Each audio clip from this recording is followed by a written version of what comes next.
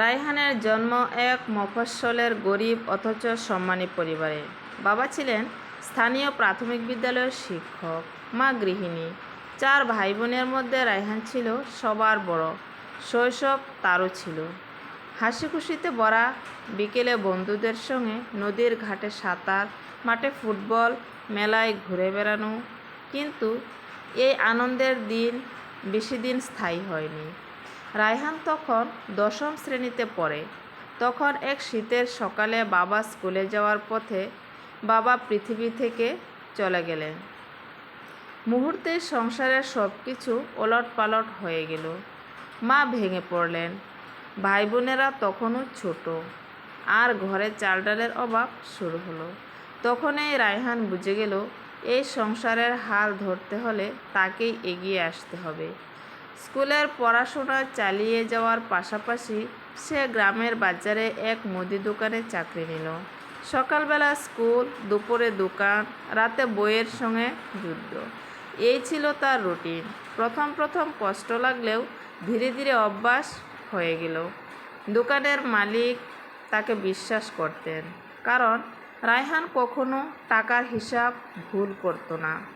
মাসের শেষে হাতে যা টাকা পেত তা সরাসরি মায়ের হাতে তুলে দিত। মায়ের মুখে তখন অল্প হলেও স্বস্তির হাসি ফুটত। সেই টাকাতেই ভাই বোনদের স্কুলের ফি, মায়ের ওষুধ, ঘরের বাজার সব চলত। রায়হান নিজের জন্য কিছু রাখত না। নতুন জামা কিনতে হলে ঈদের অপেক্ষা করত। তখনও নিজের বদলে ভাই বোনদের জন্যই আগে জামা কিনত। কলেজে ভর্তি হওয়ার সময় অনেকেই বলেছিল, চাকরি কর আর পড়াশোনা বাদ দে। কিন্তু রায়হান হাল ছাড়েনি। সে জানত, যদি সে পড়াশোনা শেষ করতে পারে তাহলে হয়তো আরও ভালো কাজ পাবে, সংসারের দায়িত্ব ভালোভাবে পালন করতে পারবে। সেদিনে দোকান আর রাতে প্রাইভেট টিউশন করত। টিউশনের টাকায় ছোট ভাইয়ের কলেজের ফি মেটাতো, ছোট বোনের বই কিনে দিত। সময় পেরিয়ে গেল। ভাই বিশ্ববিদ্যালয়ে ভর্তি হলো। বোনের বিয়ের জন্য ভালো প্রস্তাব এলো। বোনের বিয়েতে যাতে কোনো অমর্যাদা না হয়, তাই রায়হান নিজের বছরের পর বছরের সঞ্চয় বের করে দিল। বিয়ের দিন বোনের চোখে ভেজা ছিল। সে জানত, তার এই জীবন দাঁড়িয়ে আছে বড় ভাইয়ের ত্যাগের উপর।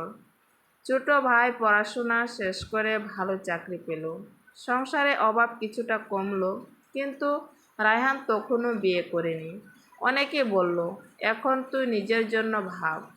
রায়হান শুধু হাসত, বলতো, এখনও অনেক কিছু বাকি আছে।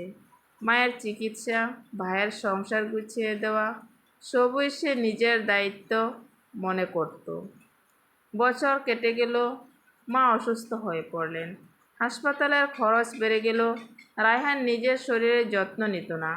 কাজের চাপ আর চিন্তায় তার মুখে বয়সের আগেই ভাঁজ পড়ে গেল। কিন্তু তবুও সে থামেনি। তার কাছে নিজের জীবন মানে ছিল পরিবারকে বাঁচিয়ে রাখা। এক বর্ষার দুপুরে হঠাৎ বুকে ব্যথা নিয়ে সে মাটিতে লুটিয়ে পড়ল। হাসপাতালে নিয়ে যাওয়া হলেও তাকে আর বাঁচানো গেল না। শেষ নিঃশ্বাসের আগে শুধু বলেছিল, আমার ভাই বোনরা যেন ভালো থাকে। তার মৃত্যুর পর গ্রামের মানুষ বুঝল, রায়হান শুধু একজন বড় ভাই ছিল না, সে ছিল পুরো পরিবারের আশ্রয়, ছায়া, অবলম্বন। তার ত্যাগে বোনেরা সুখী সংসার পেয়েছে, ভাই সমাজে প্রতিষ্ঠিত হয়েছে, মা শেষ বয়সে সম্মান পেয়েছে। রায়হান নিজের জীবনকে উৎসর্গ করে প্রমাণ করে গেল, সংসারের বড় ছেলেরা অনেক সময় নিজের স্বপ্ন বিসর্জন দিয়েই পরিবারের স্বপ্ন পূরণ করে। তারা আলো জ্বালিয়ে রাখে, যদিও নিজের জীবনটা থেকে যায় অন্ধকারে। হ্যাঁ, এটাই হলো সংসারে বড় ছেলেদের ধর্ম। আর সত্যি কথা বলতে, এই গল্পটা পড়তে পড়তে মনে হয়ে গেল অপূর্ব ভাইয়ার যে বড় ছেলে নাটকটা, সেই নাটকটার কথা। সত্যি অনেকটা মিল, তাই না? সেই জন্যই মনে হয় বড় ছেলেরা সবসময় তাদের অবস্থানটা একই জায়গায় রেখে যায়, তাদের কখনো ভোলার নয়। সত্যি কথা বলতে, বাবার পরে যদি কোনো ছায়া থাকে, সেটা হলো বড় ভাই বা সংসারের বড় ছেলে। ধন্যবাদ। ভালো লাগলে আয়েশাস ব্লগ চ্যানেলটি সাবস্ক্রাইব করে পাশে থাকবেন।